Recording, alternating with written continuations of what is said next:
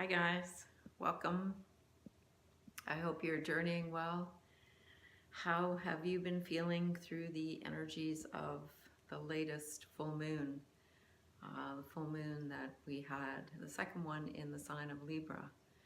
It's brought about a lot of conflict, perhaps some resolution in regards to relationships.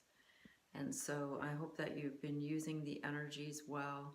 You've been listening to your intuition and just, keeping your eyes wide open to situations and circumstances that are helping you to evolve and grow at this time. So I want to talk a little bit today about indisputed truth. And what is truth? I mean, I think it's a word that we humans, we misuse, we tend to overuse, and we tend to really feel like we know what it means, but do we really? Do we really know what the truth means? And I can only speak personally, but simply the truth for me is what I have come to understand, what I have come to appreciate in my own personal life and my own personal journey. And that is what my intuition tells me. Now, we all know that we have an ego, and it speaks volumes about how we've been taught, what we've been taught, and what we've been told is the truth, and what we've been told is the way to live our life. And then we have the intuition, which is really it's our soul's voice, and the intuition is speaks to us about what is actually real about a situation. The soul's mission is to assist us in our evolution. We're here to evolve. We are here to learn. We are here to grow from each and every person and every experience, every situation that comes into our life. And once we are able to conceptualize those experiences and situations without involving the ego, I believe we have come to understand the truth. And in a nutshell, that is the intuition, is trusting your intuition. If you trust your intuition and what the voice inside of you is telling you, then to me, that speaks the absolute bona fide truth. Now, your truth and my truth may be two different things. Each soul has a journey unique to itself. You're not going to see what I see. I'm not going to see what you see. But that doesn't mean that my truth is a fabricated lie. Just because you don't see it the way that I see it. This is the thing about the truth, is we're not all meant to see it with the same eyes. We're not all meant to see it with the same ears. We're not all meant to feel it with the same emotions. Everybody's truth is unique to themselves.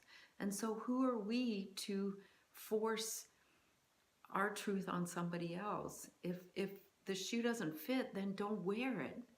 And I think that's the important message. And I hope you understand what I'm saying is, we as teachers and healers, and there's a lot of us out there, our job is not to convince other people of our own truth. Our job is to bring about awareness so that people can make their own decisions and own realizations. I talk about the ego a lot, and I think that what I talk about are my impressions of the ego. That doesn't mean that it's the word of God. My impressions of the ego is how I've come to learn the ego. And perhaps some of what I speak about resonates with you.